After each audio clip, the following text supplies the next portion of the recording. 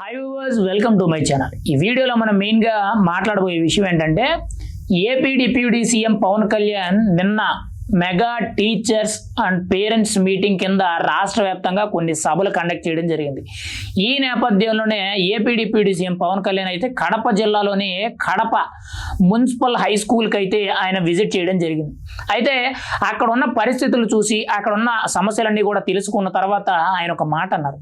ఏంటనంటే కడపలో సమస్యలన్నీ కూడా తీరిపోయి ఉంటాయి అనుకున్నాను, కానీ ఇక్కడ చూస్తే సమస్యలు ఇంకా పెరుగుతున్నాయి తప్పితే సమస్యలు ఎక్కడా తీరినట్టు కనిపించడం లేదన్నట్టు ఆయన అయితే చెప్పడం జరిగింది. ఎందుకు అనంటే కడప నుంచి మెయిన్ గా చూసుకుంటే కడప ఎంపీ కింద అవినాష్ రెడ్డి, కడప ఎమ్మెల్యే కింద వేరే వ్యక్తి వైఎస్ఆర్సీపీ తరపు నుంచి మెయిన్ గా పులివెందుల నుంచి జగన్మోహన్ రెడ్డి ఎమ్మెల్యే కింద లెగ్గారు, రాష్ట్రానికి సీఎం అయ్యారు. కానీ కడపలోనే మెయిన్గా నీటి సమస్య చాలా ఎక్కువగా ఉందంట. కరువు సమస్య కావచ్చు, ఆ ఉన్న నీరు ఏదైతే ఉందో అది కూడా చాలా కలుషితమైన నీరు అని మనం అయితే చెప్పుకోవచ్చు. ఏదేమైనా కానీ చూసుకుంటే కడపలో ఎక్కడున్న గొంగలి అక్కడే ఉంది. పెద్దగా సమస్యలు అయితే ఏమీ తీరలేదు. మినిమం బేసిక్ నీడ్స్ కింద ఏవైతే నిత్యావసరాల కింద త్రాగునీరు కింద ఉంటుందో అది కూడా సమస్య తీరలేదంటే మనం ఆలోచించుకోవాలి ఏ స్థాయిలో ఉందని చెప్పి పవన్ కళ్యాణ్ చెప్పడం జరిగింది. పైగా ఇక్కడ చూసుకుంటే కడప నుంచి జగన్మోహన్ రెడ్డి గారు, ఆయన తండ్రి రాజశేఖర రెడ్డి గారు ఇద్దరు సీఎంలు అయ్యారు. ఆంధ్ర పాలిటిక్స్ లో చూసుకోండి, ఎటు నుంచి ఎటు వెళ్ళినా కానీ ఖచ్చితంగా రాయలసీమ ప్రాంతాల్లో, అది కూడా కడపలో పాలిటిక్స్ అంటేనే వేరు, చాలా వేరు. ప్రతి ఒక్కరిని కూడా భయపెట్టే విధంగా ఉంటాయి. మరి అభివృద్ధి కూడా అలాగే జరగాలి కదా. ఏదైతే రాజకీయాల్లో అంత భయభ్రాంతులకు గురి చేసి అంత వేడావేడి రాజకీయాలు చేస్తున్నారే, మరి అభివృద్ధి కూడా అలాగా జరిగి ఉండాలి. కానీ అలా జరగలేదని చెప్పి పవన్ కళ్యాణ్ చెప్తున్నారు. ఇద్దరు సీఎంలు కడప నుంచి వచ్చారు, మరి ఇప్పుడు వరకు కూడా కడపకి అభివృద్ధి అనేది దోహదపడకపోవడం చాలా బాధాకర విషయం అనేటట్టు పవన్ కళ్యాణ్ గారు చెప్పారు. ఎందుకనంటే ఇక్కడ మనం ఒక ఎగ్జాంపుల్ చూసుకుందాం. ఎవరైనా సరే, ఎంత గొప్ప నాయకుడైనా ఎంత చిన్న నాయకుడైనా సరే, తనకుండే పరిధిలో ఖచ్చితంగా మొత్తం అభివృద్ధి చేయకపోయినా కానీ ఖచ్చితంగా తన ఉన్న పరిసర ప్రాంతాల్లో అయినా సరే, తన ఉన్న నియోజకవర్గమే కానీ తను ఉన్న జిల్లాయే కానీ అక్కడ వరకైనా అభివృద్ధి చేయాలి. కానీ కడపలోనే అభివృద్ధి జరగలేదంటే గత 5 సంవత్సరాలు జగన్మోహన్ రెడ్డి ఏం చేశారు? ఏదో పులివెందులకు బస్ స్టాండ్ కట్టించారు, లేదంటే కడపలో మెడికల్ కాలేజీ కట్టించారు, అండ్ మెయిన్గా చూసుకుంటే కడపలో ఒక కేబుల్ బ్రిడ్జ్ కట్టారు అనేటట్టు తప్పితే ఇంకా ఎక్కడా కూడా బేసిక్ సదుపాయాలనేవి లేవు. మెయిన్గా విద్య, వైద్యం, త్రాగునీరు, పంచాయతీల అభివృద్ధి, పంచాయతీలకు రావాల్సిన నిధులు, ఇలాంటివి రోడ్లు, ఇలాంటివి ఏమీ లేవు. మరి గత 5 ఏళ్ళు కూడా జగన్మోహన్ రెడ్డి తన పులివెందుల నియోజకవర్గమే కానీ తన జిల్లా అయిన కడప జిల్లా రాయలసీమ ప్రాంతానికి మరి ఏం చేశారు?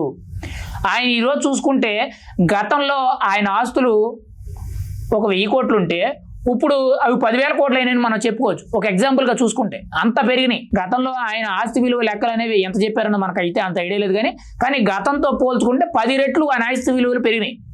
కానీ ఇక్కడ కీలకంగా చూసుకుంటే కడప జిల్లాలోని కడప ప్రాంతంలో మరి ఎంపీ కింద ఉన్న అవినాష్ రెడ్డి కానీ, పులివెందుల నుంచి ఎమ్మెల్యే కింద ఉన్న వైఎస్ జగన్మోహన్ రెడ్డి కానీ, లేకపోతే ఇంకొకరు వీళ్ళందరూ కూడా మరి అభివృద్ధి ఏం చేశారు? ప్రభుత్వం నుండి వచ్చిన నిధులు ఏం చేశారు?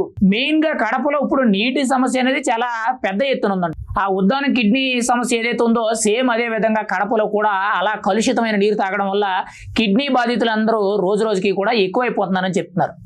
అంటే గత 5 ఏళ్ళు కూడా జగన్మోహన్ రెడ్డి గారు తన సొంత నియోజకవర్గానికి, తన సొంత ఊరికి, తన సొంత జిల్లాకి, తన పుట్టిన ప్రాంతానికి కూడా అభివృద్ధి చేసుకోలేకపోయారనంటే ఆయన యొక్క పరిపాలన అనేది ఎంత బాగా జరిగింది ఒక్కసారి మీరే ఆలోచించుకోండి.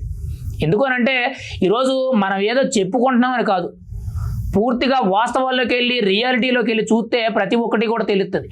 జగన్మోహన్ రెడ్డి మీద అభిమానం ఉంటే సరిపోదు. ఆ అభిమానం కూడా ఆయన ఎంతవరకు కూడా మేలు చేస్తున్నాడు, ఆయన ఎంతవరకు కూడా తప్పు చేస్తున్నాడు అనేది ప్రతి ఒక్కటి కూడా గమనించాలి. గత 5 ఏళ్ళు కూడా ఆయన సరిగ్గా చేయలేదు కాబట్టి ఈరోజు ప్రజలు ఆయనకు బుద్ధి చెప్పడం జరిగింది. ఇంకా కూడా అవే రాజకీయాలు, అవే వ్యవహార శైలిలో పోతున్నారు తప్పితే ఎక్కడా కూడా ప్రజలకి మంచి చేద్దాం, మా పార్టీ కూడా నిజాయితీకి ప్రజల కోసం అండగా నిలబడుతుంది అనేటట్టు ఎక్కడా లేదు. తన సొంత ఊరిని డెవలప్ చేసుకోలేకపోయారని అంటే జగన్మోహన్ రెడ్డి గారు గత 5 ఏళ్ళు ఏం చేశారనేది ఆలోచించుకోవాలి. ఆయన తాడేపల్లి ప్యాలెస్ లో మెయిన్గా లగ్జరీ జీవితాన్ని అనుభవించారు. అసలు మీరు చెప్తే నమ్మరు, కానీ సీఎం సీట్ని, సీఎం కుర్చీని, సీఎం కార్యాలయం ఏదైతే ఉందో అదంతా కూడా తన ప్యాలెస్ లో పెట్టుకొని గత 5 ఏళ్ళు కూడా ఇంట్లో నుంచే రాజ్యం అంతా కూడా నడిపించారని అంటే ఆయన ఏ స్థాయి మేధావి అనేది ఆలోచించుకోండి. ఆయన ఇంట్లో కూర్చొని ఎప్పుడు చూసినా స్టిల్ ఇప్పటికీ కూడా గతంలో ఏదైతే ఆయన ఒక సీఎం స్థాయి వ్యక్తిలో ఉండి ఆయనకి ఏదైతే వెనకాల బ్యాక్గ్రౌండ్ ఒక సీఎం స్థాయి కార్యాలయం ఏదైతే ఉంటుందో అదే కార్యాలయంలో ఇప్పుడు ఆయన మళ్ళీ కూర్చుంటున్నాడు. ఎలా పాసిబుల్ అవుద్ది? ఆయన ఇంట్లో నుంచి పరిపాలన చేశాడు కాబట్టి. గత 5 ఏళ్ళు కూడా ఆయన ఇంట్లో నుంచి బయటకు రాకుండా, ఒక ప్రభుత్వ ఆఫీస్కి రాకుండా ఆయన ఇంట్లో నుంచి రాజ్యం అనేది ఏలడం జరిగింది. అందుకనే ఇక్కడ ప్రజల కష్టాలు తెలియవు, ప్రజల అవసరాలు తెలియవు, ప్రజల సమస్యలు తెలియవు. కనీసం ఆయన సొంత ఊరిలో కడపలో కూడా ఎటువంటి సమస్యలు ఉన్నాయి, అవి ఎలా తీర్చాలి అనేటట్టు కూడా లేదు. గత 5 ఏళ్ళు కూడా ఆయన ఇంట్లో ఉన్నారు కాబట్టి ఈ సమస్యలన్నీ తెలియవు, ఆయన చేయలేదు కాబట్టి ఇప్పుడు అక్కడ మెయిన్గా త్రాగునీటి సమస్య అనేది చాలా పెద్ద ఎత్తున ఉందని మనం అయితే చెప్పుకోవచ్చు. ఖచ్చితంగా పవన్ కళ్యాణ్ ఏదైతే ఈరోజు ఆ విషయాన్ని బయట పెట్టారో రాబోయే రోజుల్లో దానికి కూడా ఒక శుభం కార్డు ఎత్తే ఖచ్చితంగా అక్కడ కూడా త్రాగునీటి సమస్యలు తీర్చినట్లయితే ఇంకా జగన్మోహన్ రెడ్డిని కడప ప్రజలు మర్చిపోవడం జరుగుద్ది.